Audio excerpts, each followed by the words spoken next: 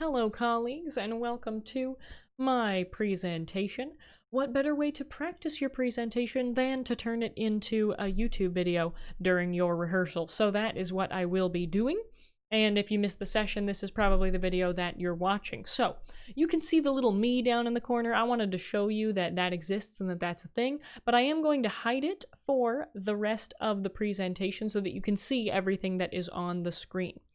So, welcome to integrating YouTube into Google Classroom for professional quality, asynchronous, direct instruction. So this title sounds long and fancy, but I want to stress the importance of each word in the title. I was very intentional about the language in the title. So when I say professional quality, that's because everything in this presentation will be about making your videos of a professional quality and accessible to all of your students. When I say asynchronous, that is because the intentions behind these videos and this training is that you're creating materials that students will use separately or in conjunction from in-person instruction. And I say direct instruction because the material these videos cover will be more of a lecture direct instruction style due to the asynchronous nature of them. So, if this were the actual presentation, I would put some links in the chat. So, because there's no chat on YouTube, I'm going to put those links in the video description. So, links to these presentation slides, my YouTube channel, my website, I will be sharing all of that with you in the video description. So, next, who am I? Who is this presenter? My name is Michelle Dodge. I had the experience of last year being my first year of teaching, so I will be entering my second year of teaching at Auburn High School this year, and you can find me at that email address should you want to follow up with me or have any questions about anything in this presentation. These are for the actual presentation. You don't need to worry about any of that. We're also not going to watch this video because you can access the presentation slides if you'd like to do that. This session focuses on Module 7 from the Distance Learning Playbook. That module is Planning Instructional Units for Distance Learning, which can be found on pages 122 to 131. So our learning targets for this session is that we will learn how to organize Google Classroom assignments for maximum efficiency, how to attach YouTube videos to Google Classroom assignments for student clarity, how to use Google Remote Desktop to create YouTube videos without buying any subscriptions.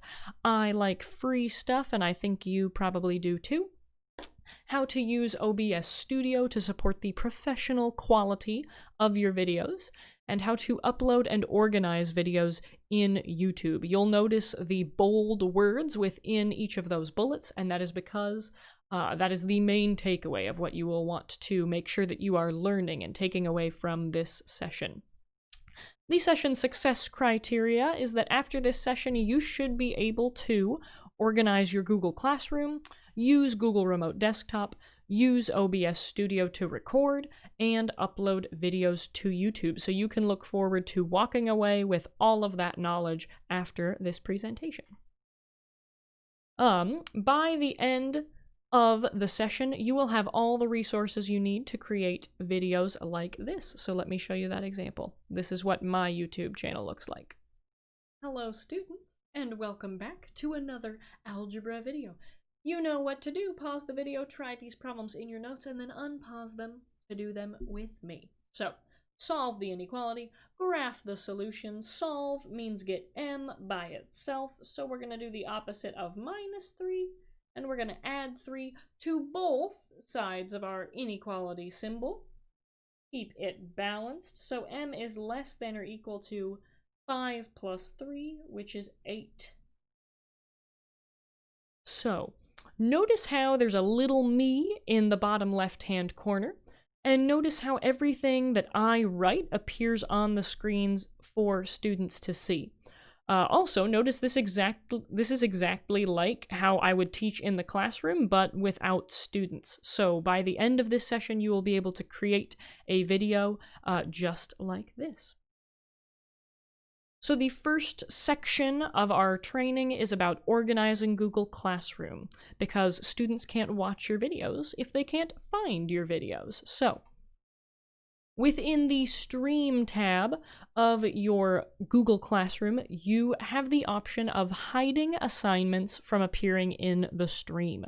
So in the left red box, notice how you can barely find the announcement among all of the assignment notifications. There's this one announcement down here, and all of the assignments are kind of hiding it from view.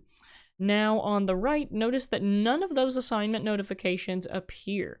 So this way, when you hide assignments from appearing in the stream, we can keep all of the assignments within the Classwork tab and all of the announcements within the Stream tab. So how do you hide assignments from appearing in the stream? So first, you click on the gear in the top right corner of your Google Classroom, and under the general settings, you find the Classwork on the Stream setting, and instead of show condensed notifications, you want to hide notifications. And that's that simple. So, in the Classwork tab, you know how to organize the Stream tab? Now, organizing the Classwork tab, you will want to place all assignments under a topic, and organize the current topic at the top of the page. So, notice how on the left, there are random assignments at the top of the page, and even if you put due dates on them, it's hard for students to tell what's coming up next. So, I organize all of my assignments beneath a certain topic, and those topics are based off of the units or chapters in my curriculum. Being math, it's nice and easy just to go by chapter. You could also organize topics by the week, since we're only going to have 9 weeks in our quarters. You could do week 1, week 2, week 3. Also, once we are done with an assignment in my class, I move it to the bottom of the topic. So you can see that we finished chapter 10, so 10.1, 10.2, 10.4. I put the most recent assignment at the top. So I recommend that you do this for your classes too, and now I'm going to tell you how.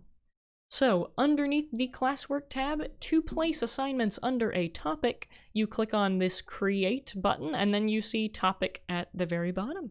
And that's it.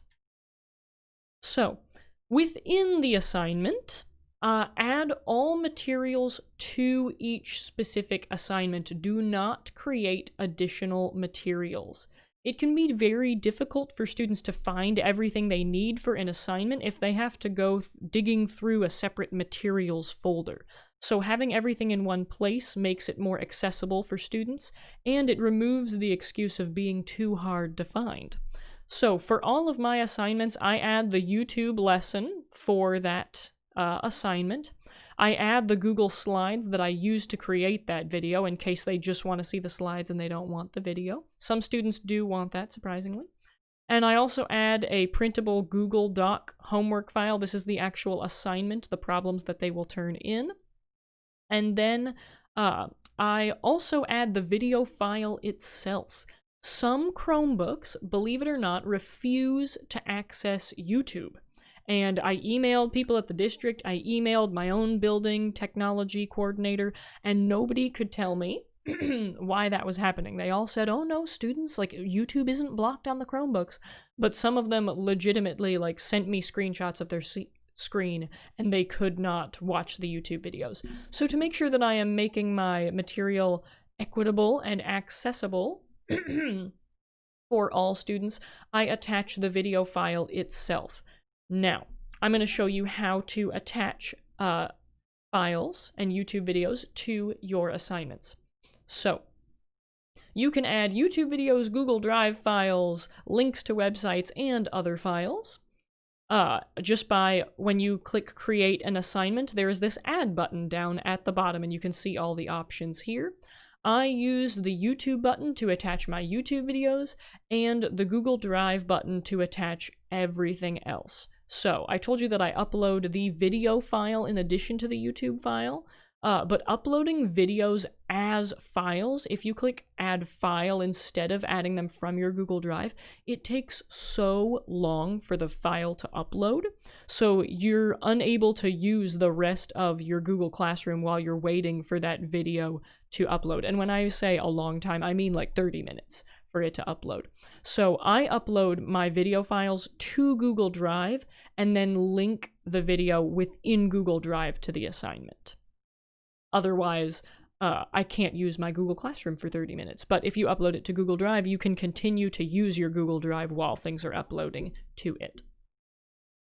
Okay, so if anything that we just talked about in the last section, the first section of this training, was confusing and you need a demonstration, that's okay. This is a very helpful YouTube video that you can watch. For the sake of time, I am not going to give a demonstration. Instead, this video is linked for your reference. It is like 10 minutes long. I encourage you to watch it if you need clarification on anything in the last section of material we have covered. All right, next we are going to see an overview of my process. So this includes everything that we will learn about today. So, now that you have the process in front of you, as I go through these steps, I'd like you to be thinking about which ones you're already comfortable with and which ones you're going to want to pay close attention to. So for example, step 1, make presentation in Google Drive. Do you know how to do that? Or will you need guidance on that step? Please be thinking about that as we go through the steps so that you are more prepared to learn the material that you need to learn. So, the first thing I do when making my videos is I create whatever presentation I would normally use for students. So for me, it's a Google slide. For you, it might be a Google Doc. You might do it in Microsoft Word. It really doesn't matter as long as it can be downloaded as a PDF and as long as it can be placed in Google Drive. So have your presentation in Google Drive, whatever it is. Second, I download the presentation as a PDF on my Chromebook. Then I open the PDF on my Chromebook and I prepare the annotation tool. If you don't know what that is, we're going to be talking about it on the very next slide.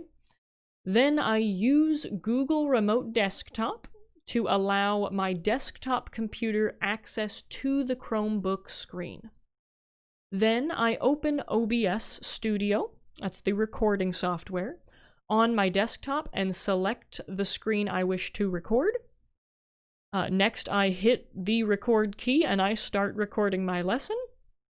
When I am finished recording, I upload it to YouTube, and when it is uploaded to YouTube, I attach that YouTube video to the Google Classroom assignment. So, we will be covering steps 2 through 8 within this presentation. We actually already talked about step 8, and on the next slide, we will cover steps 2 and 3. So, this is a video I made last spring. It does not go in as great of detail as this presentation, but it is an additional resource I would like to give you. During this session, we're only going to watch a small portion of this video about annotating PDFs. This is how I start making my videos. I go to my geometry folder, which my students have complete access to. I go to my notes, or the lesson that I want to make for them. Let's say we're in the month of April, sure.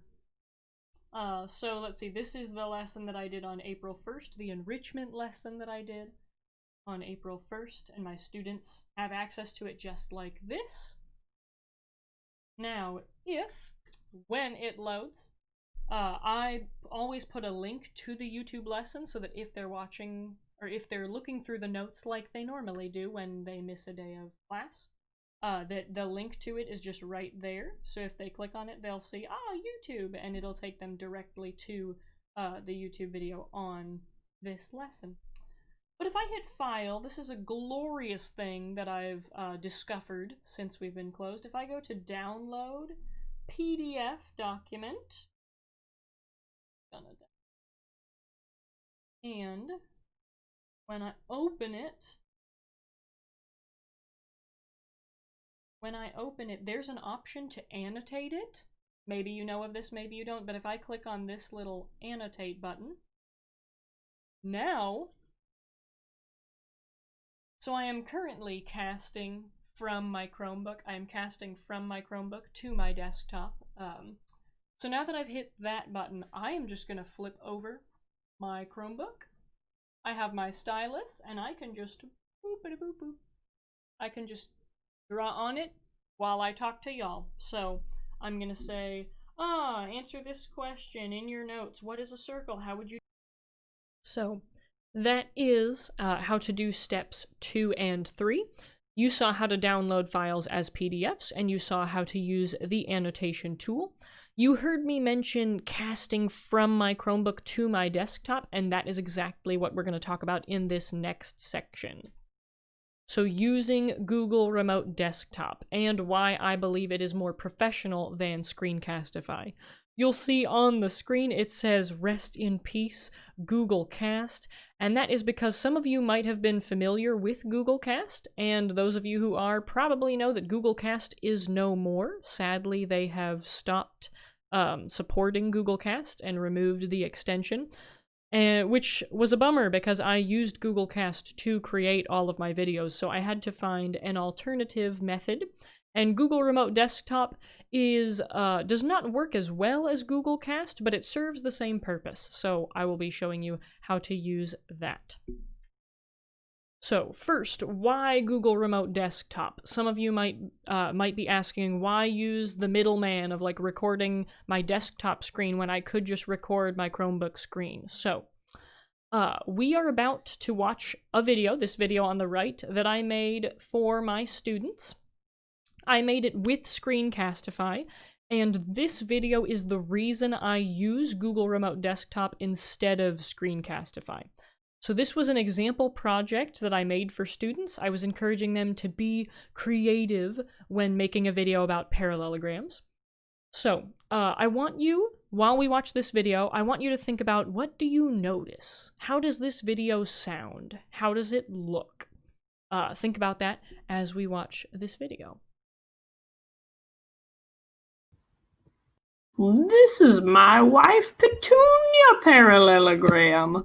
A special thing I love about Petunia is that her opposite sides are congruent. It's one of the things that makes her so beautiful. I love you, sweetheart. Okay. So, what did you notice? How did it sound? How did it look? I noticed that the video was delayed compared to the audio. You could hear the tap, tap, tap, these loud thudding noises from the stylus on the Chromebook screen, but you didn't actually see the writing on Petunia appear until after those taps were already done.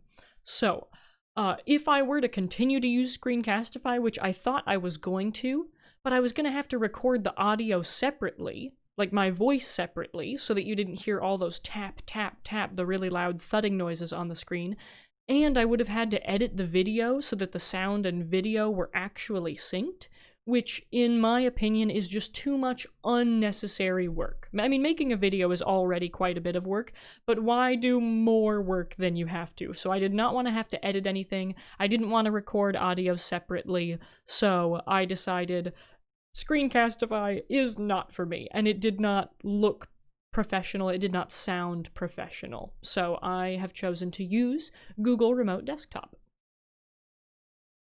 So, what is Google Remote Desktop? Google Remote Desktop allows you to see and use your Chromebook screen on your desktop screen.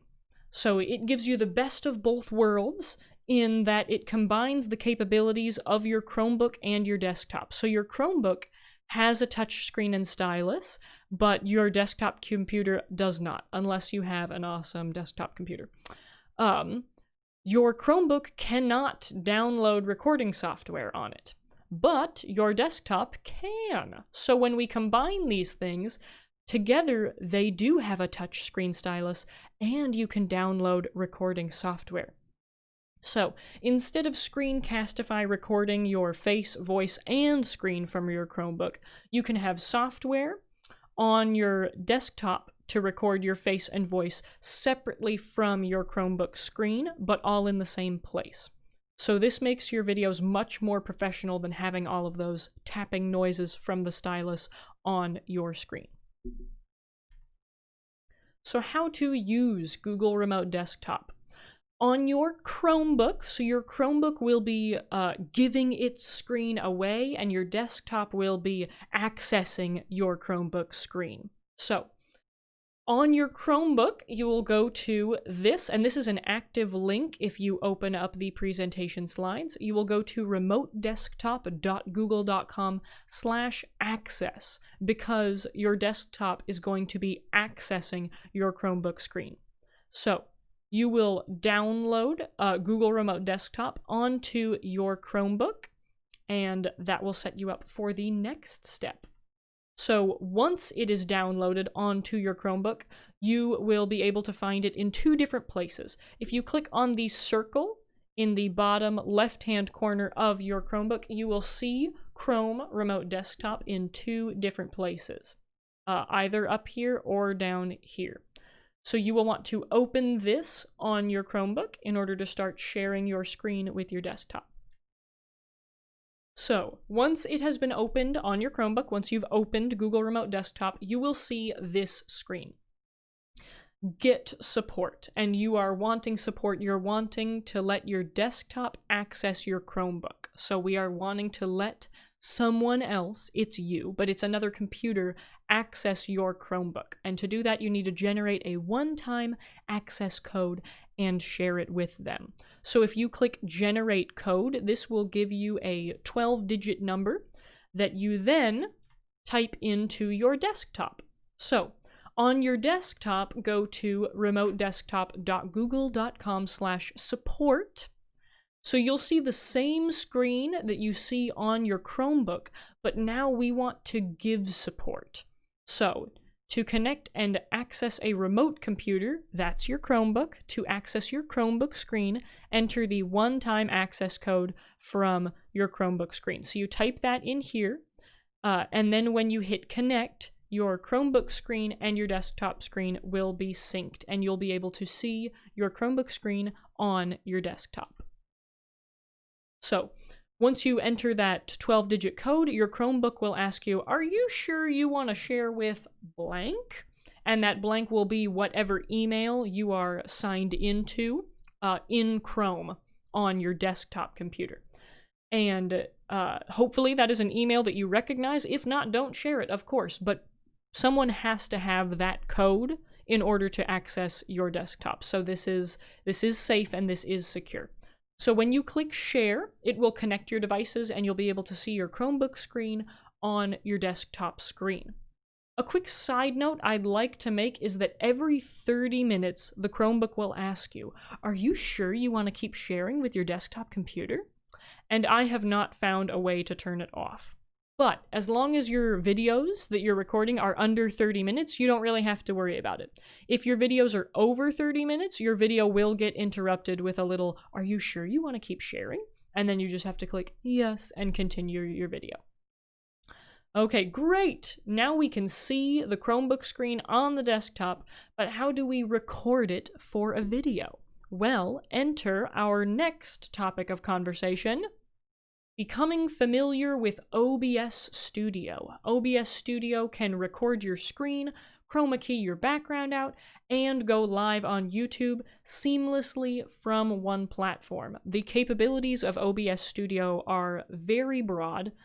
You can do a variety of things with OBS Studio, and it is completely open source and free. That's what I love so much about it. So, to use OBS Studio, you must download it first. You can download it at obsproject.com/download, and of course this is a live link if you open the presentation slides in the description of this video. So this is what the interface looks like. We're going to talk about it in greater detail.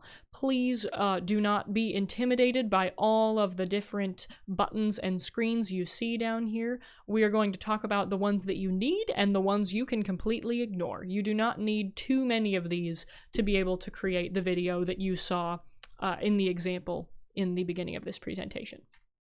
So there are two important features that you need to make videos, just two. So the first is sources. You'll see this box right here says sources. And with OBS, you can record your Chromebook screen, but you can also switch to recording something on your desktop screen seamlessly. So you could be recording your Google Slide notes, and then you can switch to a YouTube video you might want to show your students, or you can switch to a website page about the Ottoman Empire that you want to point out to your students. You can also put pictures or text on the screen as well. Maybe you are wanting to compare a text with an image and you want that image on the screen while you're reading the text with your students, or while you're modeling how to compare and contrast the two. You can do that. It all happens from the source section of OBS. So to add sources, you click on the plus underneath the sources window. And next, we will discuss the different sources that you can have within OBS. So, when you click that plus icon, you will see a list of all the possible sources you can add. Can you tell this software was designed for video game streaming? That's actually how I got introduced to OBS Studio. Was my husband was streaming video games regularly at the time that we closed school. So I, in a panic, was trying to figure out what to tell my students on the last day we saw them, and I told them, I'm gonna stream class. Just like Mr. Dodge streams video games, Mrs. Dodge is gonna stream class. And that turned out to work very well. So, when you click the plus icon, you will see all of these different source options you have over here. The only source I use for every video is the window capture. So you do not need to know what all of these do. In fact, I have no idea what a text pango is. I have no clue. And you don't need to know in order to use this software. So don't be freaked out by anything that is not in a box over here. So the window capture captures a window on your computer. So it could be an internet browser of a YouTube video you want to show a clip of. It could be the Google Remote Desktop window, cough cough, because it is. And sometimes, but rarely, I will use the image or text sources too. I say rarely because typically I will just embed the image or text within the presentation I am giving students. That way I only have to worry about one source that I'm trying to use, and I don't have to worry about making this source visible and then hiding this visible. So you can just put your image and text within your original presentation. And then you will literally have one window capture for your Google Remote Desktop window. Okay, so by right-clicking on a source, so you can see here, this is what my OBS sources look like. I have a webcam, I have some window captures. And if you right-click on a window capture, it will allow you to access the properties of that source. So within the properties, you can access which window you want to capture. And what does that look like? So I clicked on properties, and now it's asking me which window I want to select. When I click the drop-down arrow next to window, it will show me all of the possible windows I can capture. It shows all the windows that you have open, and apparently Microsoft Edge and Microsoft Store, even though I don't have those open. But you click on whichever one of these you want to capture with this software. So you can see integrating YouTube. That is my Google Slide presentation that I might want to capture with OBS. Or here's my YouTube channel I might want to capture. What I wanted to capture was the Chrome Remote Desktop screen. So that is what you see up here. This is the window that it's going to capture on OBS. So make sure that you select the window you want to capture. And when you click OK down at the bottom, you're ready to start recording your video. So I'm not going to go into great detail about how to add a webcam in OBS. It's not super complicated, but there are a few steps that I thought would take more time than we need to take in this presentation. So we won't be watching either of these videos during this session. but these videos go into great detail about how to add a webcam and how to chroma key out your background. So that's how, when you saw the little me in the bottom left-hand corner of the video move and you could see everything behind me, that's because I had a green screen chroma key out. So check out these videos if you want to know how to do that. And before you say, like, a green screen, you think I'm gonna buy a green screen, like, just to make my educational videos? Like, no, absolutely, I don't expect you to do that. The only reason I have a green screen is because my husband streamed video games. But you can create a green screen very easily by objects that you have lying around your house. So my husband and I, before we invested in a green screen for him to stream with, we had a bright orange blanket that we clothes-pinned to 2 lamps behind him. And that worked just fine. It does not have to be green. You get to select the color of the screen within OBS.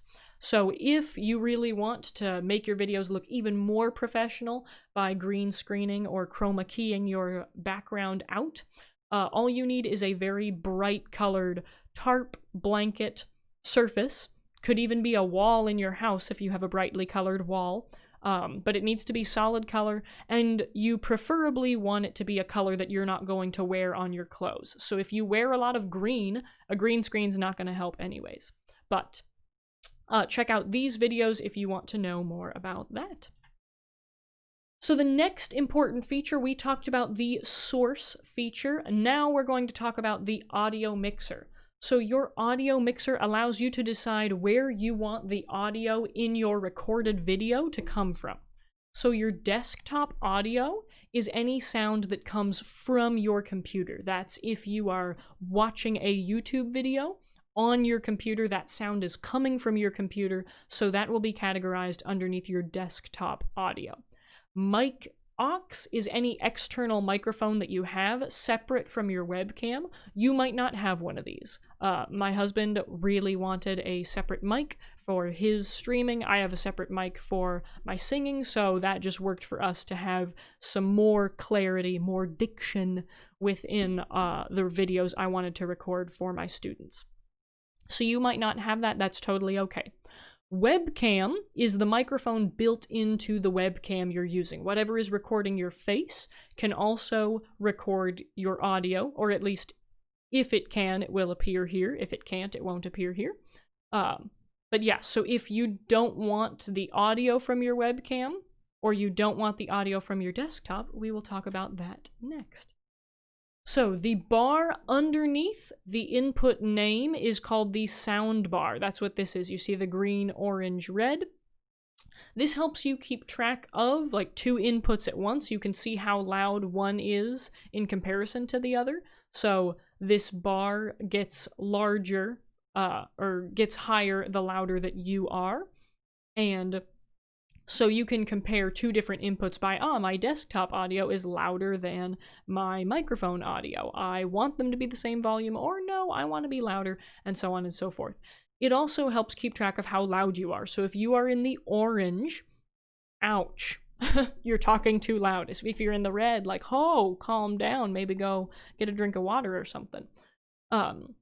So if you click on the speaker icon next to the soundbar, or just underneath the soundbar, you will mute that microphone. And you'll know it's muted because the icon turns red and has an X next to it. So this is not muted, and this is muted.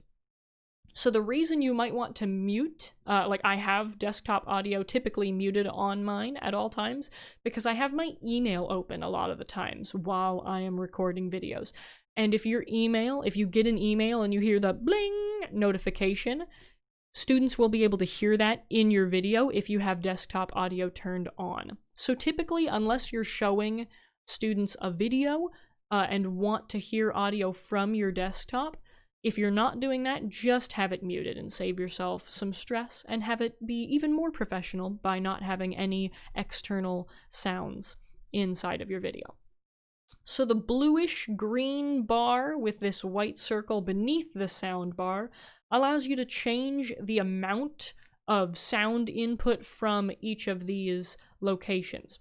For example, my desktop audio is set lower than my mic, so that if I play music in the background, it will sound softer than my voice.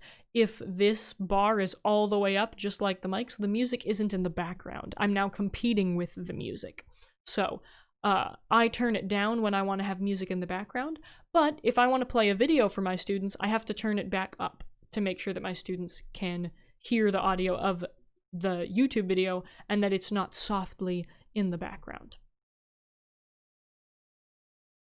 Okay, so clicking on the gear to the right of the mute button, that little gear, will allow you to access the properties for that audio input. So here is, if I right-click the gear, here is where properties is shown. And if I click on properties, this is the screen that appears. So I get to choose which microphone, which audio input I want underneath the mic aux. I can change it to the webcam, or I can change it to, this is my microphone, Realtek Audio USB is the microphone that I use. You want to make sure that you have the right microphone hooked up, because yes, I have recorded and uploaded a video to YouTube for my students that had no audio, and I had to re-record the entire 35 minutes of instruction with audio for my students. So it is very important that you make sure you have the right mic set up and that you test your recording every time before you record. I kid you not, every time before I record a video, I record just a little snippet of me going testing, testing, testing, just to make sure that I can hear myself and the video's running smoothly. Okay, wonderful. So once you select the video and you test your recording, you are ready to make a video. So, how to actually record the video. In the bottom right of the OBS interface, you'll notice a button that says Start Recording. And when you click that button, it will, surprise, start recording. When you click it, the text changes to stop recording, and if you click it again, it will stop the recording. So click it once to start recording, click it again to stop the recording. All right, that concludes our OBS Studio portion of the training. Now I want to tell you about uploading to YouTube. So how to organize your video, blur anything that's necessary, notify your students anytime you upload, and more. That's one of the things that I love about putting my videos on YouTube, is that I can blur things directly within YouTube. And if students are subscribed and have the bell on, your students will receive a notification anytime you upload. And I actually made it an assignment at the beginning of remote learning. I made it an assignment that they subscribe to my YouTube channel so that they could get notifications anytime I uploaded. So let's learn how to upload. So your YouTube channel, you already have a YouTube channel, it's just empty. So if you click on your profile icon in the top right corner, you can access your channel. Also, another thing, you want to be sure to approve your channel for the district. So here it says remove channel approval for auburn.wednet.edu. But if you have not clicked approve, it will say approve channel for auburn.wednet. You want to make sure to click that, otherwise students will not be able to access videos from your channel. And the beautiful thing is you only have to click this once. You only have to click approve once, and now your students can see all your videos all the time, no matter what. A very, very, very important thing that I'm going to add about your YouTube channel is that there is a form you need to have your building principal and you sign in order for you to use and post on your YouTube channel. It's a form that says, here's what I'm going to use it for. I understand what professional guidelines are around this, and I'm going to use it responsibly. You do need signature approval from your building principal before you can post onto YouTube and give that material to students. So make sure to do that. Okay, uploading to YouTube is probably the easiest part of this entire presentation, in my opinion. no matter what page you are on, no matter what YouTube page you're on, you could be on your channel, you could be on the homepage, you could be watching somebody else's video, it doesn't matter. No matter what page you're on, you will see this video camera icon with a plus inside of it. When you click on that, there will be an option to upload a video. And when you click on that, it will ask you to select the file, and then you're uploading. Just that easy. Going live, I used to live stream for my students when we first went online and we didn't have a schedule yet, and those first 6 weeks that were just enrichment opportunities, I live streamed for my students every day from noon to 2. So I do have experience with that and can tell you more about that, but we're not going to talk about that in this presentation. Okay, so more details. This video clip details how to upload, like it takes you through step by step how to upload, and the different selections that you must make to upload. The only thing that this video doesn't talk about is end screens, which we are discussing on the following slide. We're not going to watch this video because it is fairly self-explanatory that you upload the file and then it asks you for the name of your video and the description, and do you want it to be public or private. It's fairly straightforward, so I'm going to put this video here if you need it, but you probably won't need it. You might not need it, so I'm not going to watch it. I'm not going to have us watch it in the presentation. Okay, end screens. This is something that I just learned about within YouTube recently, this summer. So you can add different elements to the end of your video. The elements that I like to add to the end of my video is the next video in the sequence. So if they are currently watching section 7.1 of algebra, the next video in the sequence would be section 7.2. And I can link that video right within the video that they're currently watching by adding a card to the end screen. The second thing I like to add is a playlist of all of the videos for that class.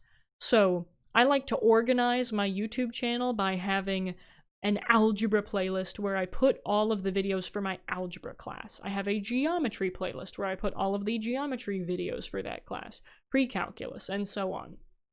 So I like to link both of these things. One, because this, the next video, I feel like linking it here encourages the student to keep watching videos. Oh, just watch the next one, watch the next one. And I like the algebra lessons playlist so that this makes it very easy for them to access any video from their class, any video that I've recorded from their class.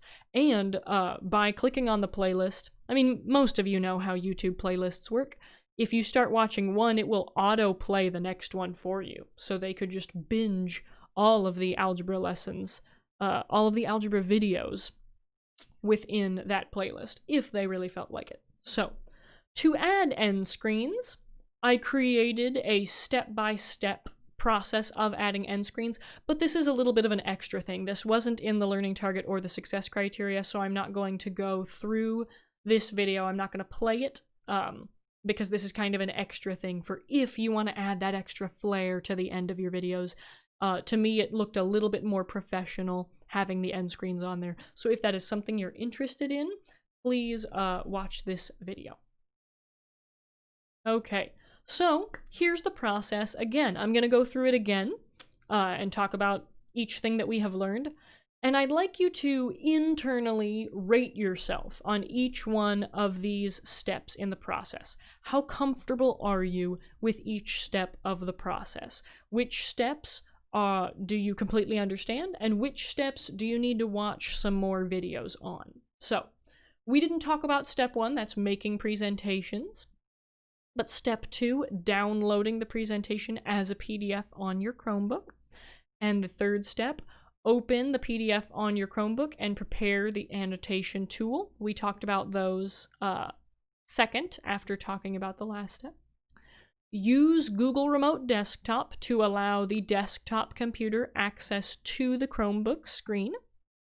Next, open OBS Studio on the desktop and select the Google Remote Desktop screen to record.